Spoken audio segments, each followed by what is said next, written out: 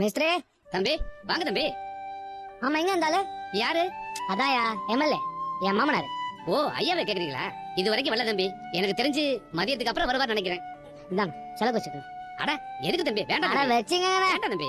ஏன் தம்பி? உங்களுக்கு ஏதாவது செலவுலாம் இருக்கும்ல? ரொம்ப நன்றி தம்பி. மிஸ்டரே, உங்க செலவு நான் பணம்லாம் கொடுத்துருக்கேன். பதிலுக்கு நான் என்ன செய்யணும்னு கேட்கவே மாட்டீங்க.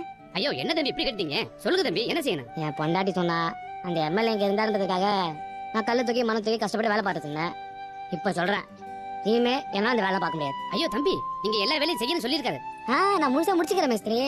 என் மாமனார் வரப்போ எனக்கு ஒரு தகவல் கொடுத்தீங்கன்னு வைங்க, அப்படியே காலையில இருந்து கஷ்டப்பட்டு வேலை செஞ்ச மாதிரி ஒரு பாவலை காமிச்சு. சரிதானே? இல்ல தம்பி, அது வந்து அதெல்லாம் ஓகே தான் மிஸ்திரி. இந்த உதவி முடிவு செஞ்சீங்கன்னு வைங்க, இதோ இப்ப உங்களை கவனிச்சல அந்த மாதிரி அப்பப்ப கவனிச்சு. அப்பனா ஓகே தம்பி, பார்த்து பண்ணிக்கலாம். அப்ப நான் போய் நீங்க போய் ரெஸ்ட் எடுங்க தம்பி. என் மாமனார் வந்தா அடுத்த நிமிஷமே உங்களுக்கு சொல்லிடுறேன். இப்ப தெரியாது எப்படி மேஸ்திரி ஆனே. குறைச்சு போயா குறைச்சுப்பேன். போங்க தம்பி. சரி, நான் போய் ஜாலியா போய் கேம் விளையாட போறேன். தம்பி தம்பி, ஐயா வந்துட்டார் தம்பி.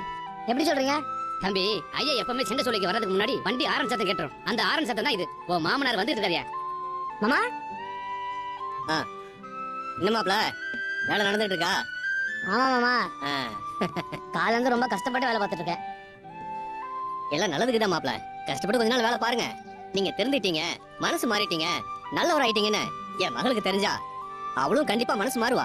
உங்க வாழ்க்கையிலயும் நல்லது நடக்கு மாப்ள.